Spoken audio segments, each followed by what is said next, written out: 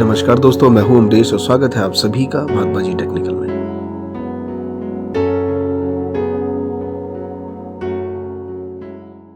जैसा कि आप सभी जान चुके हैं कि सीबीएसई का 10th और 12th का जो डेट शीट आ चुका है, तो दोस्तों इस पे मैंने काफी स्टडी करा कि ये डेट शीट आखिर है कैसी। मेरे जितने भी सब्सक्राइबर हैं कहीं उनको कोई गलतफहमी में ना हो जाए कि बहुत बेकार है, बहुत अच्छा है, क्या है, उसी पे आज डिस्कस करने वाले हैं कि ये कहीं आपको ऐसा तो नहीं कि ये डेट शीट आपको एक लेजीपन में ले गया कि पहले के डेट शीट अगर बुरे होते थे तो बच्चे इसी टाइम से पढ़ना स्टार्ट कर देते थे कि यार डेट शीट आ गया, टाइम नहीं है। कहीं ऐसा तो नहीं कि 9 मार्च से इन्होंने स्टार्ट कर दिया, 10th मार्च से 10th वालों के लिए स्टार्ट कर दिया तो आप लोग लेजी हो गए, चल यार 10 दिन तो और मिल गए, और अभी से आप लेजी होना स्टार्ट हो गए, पढ़ाई कम करना स्टार्ट करने लग गए। तो चलिए दोस्तों, सबसे पहले हम 12th क्लास कॉमर्स सेक्शन की डेट शीट देखते हैं। देखिए इनका जो स्टार्टिंग है वो है 9th मार्च से। फर्स्ट इंग्लिश है। आज तक जितने भी पेपर हुए हैं उनमें सभी में आपका जो एग्जामिनेशन स्टार्ट होता है वो है 1 मार्च से। तो आपको लगता है अब 1 मार्च को अराउंड इंग्लिश रहता है, 4th को आपका बीएसटी रहता है।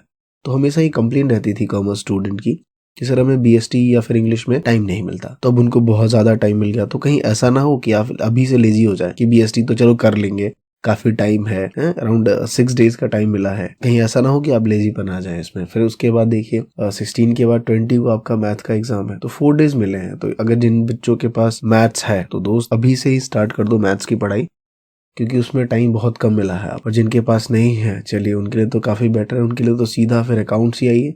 अगर आईपी का है बीच में तो ठीक है, नहीं तो सीधा अकाउंट्स है आपके पास। अकाउंट्स में आपका 29 को है तो बीएसटी 16 और 29 मतलब 13 डेज का गैप मिल गया आपको तो सीधा। तो अकाउंट्स में वैसा ना हो कि अभी से ही पढ़ना बंद कर दें आप कि अब तो 13 डेज का गैप है उसी बीच कर लेंगे, कुछ नहीं होता। मैं बता दूं, जिस पेपर में जितने ज्यादा गैप उसमें उतनी ही कम पढ़ाई, ये नियम है हर एक स्टूडेंट का, किसी से पता कर लो आप। फिर उसके बाद है फिजिकल एजुकेशन 10th को, और लास्ट में इकोनॉमिक्स है। इकोनॉमिक्स में भी अच्छा खासा टाइम मिला है। अगर किसी के पास फिजिकल नहीं है तो 29 से सीधा 17 देख रहे हैं आप, 16 डेज 17 डेज का गैप मिल रहा है आपको। तो इको के लिए काफी अच्छा खासा टाइम है। बट ऐसा नहीं कि इको भी पढ़ना नहीं है, आप रटिए मत उस चीज को, आप रिटर्न में प्रैक्टिस करते रहिए साथ साथ में, क्या प्रॉब्लम है। रिटर्न करते रहिए, ज्यादा ना हो कम हो, क्योंकि 17 डेज तो है ही, उस टाइम देख लेंगे। बट अभी जितने क्वेश्चंस कर रहे हैं रिटर्न करिए, 50% होगा कोई बात नहीं। तो ये था कॉमर्स का।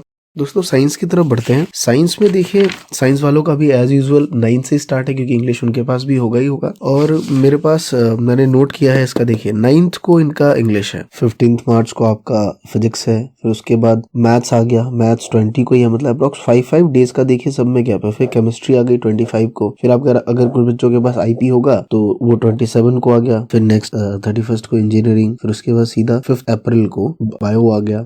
तो मुझे लगता है साइंस वालों के लिए पेपर के बीच का टाइम गैप जो है वो बहुत कम है। तो दोस्तों आपको अभी से ही स्टार्ट करना पड़ेगा इसके रिगार्डिंग स्टडी काफी ज्यादा। और खासकर मैं कहूँ केमिस्ट्री में, देखिए केमिस्ट्री में बहुत से मेरे सब्सक्राइबर हैं जिनका मैसेज आ रहा था कि केमिस्ट्री की पढ़ाई वो कैसे करें।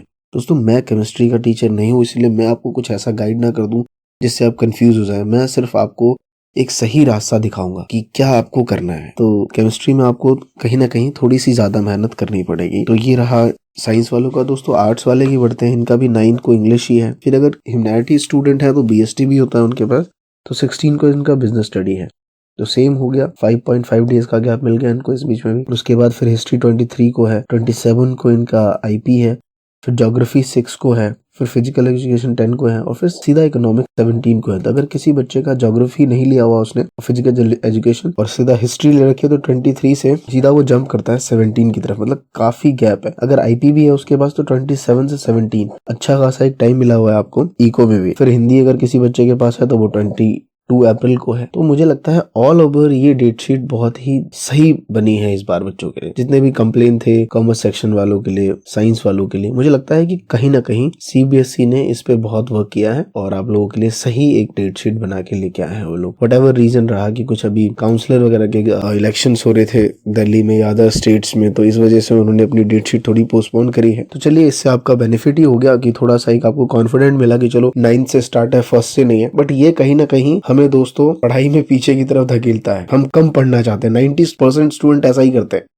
और मुझे लगता है कि जो भी अपने आप को ये सोचता होगा वो 90 में ही कैलकुलेट करता है। इस तरीके से हमें दोस्तों इसकी पढ़ाई पढ़नी है। आई होप आपको ये रिव्यू अच्छा लगा हो ये डेट शीट का। और मैं भी कह रहा हूँ, और मैंने स्टार्टिंग में ही बात कही है आपसे कि ये डेट शीट कहीं आपको लेजी ना बना दे, इसीलिए अभी से इस पे फोकस करो। क्योंकि दोस्त कहते हैं ना, जीत का कोई विकल्प नहीं होता। कहते हैं कि जो लक्ष्य सामने है बस उसी पे अपना ठिकाना रख, सोच मत साकार कर, मिलेगा किसी और का ना इंतजार कर, आगे बढ़ते रहिए। क्योंकि ये बिल्कुल भी आप सोचते हैं ना कि मुझसे नहीं होगा, मैं कैसे पढ़ पाऊंगा, जो मैं पढ़ता हूँ मैं भूल जाता हूँ। अरे भूलना तो हमारी फितरत है दोस्त, भूलेंगे नहीं तो नई चीजें हमें लर्न कैसे होंगी। कोई बात नहीं, चलते ही रहिए, एंड में सब कुछ ठीक हो जाए। लास्ट में मैं आपसे कुछ कहना चाहता हूँ दोस्तों कि हमारे चैनल पे अब हमने गिव अवे कॉन्टेस्ट सोच रहे हैं स्टार्ट करने का। और गिव अवे में काफी बुक्स है मेरे पास, मोटिवेशनल बुक्स हैं जो कि हिंदी में भी हैं और इंग्लिश में भी है। तो आप लोग अगर चाहते हैं कि मैं गिव अवे कॉन्टेस्ट स्टार्ट करूं अपने चैनल पे, तो प्लीज कमेंट में बताइए कि ये सही रहेगा या नहीं हमारे चैनल को। अगर आप चाहते हैं मैं कॉन्टेस्ट रखूं, बुक्स प्राइज वगैरह ऐसा कुछ करूं, तो आप बताइए। और दोस्तों इस वीडियो को शेयर करिए और हमारे चैनल को अगर आप नए हैं तो सब्सक्राइब जरूर करिए। धन्यवाद दोस्तों।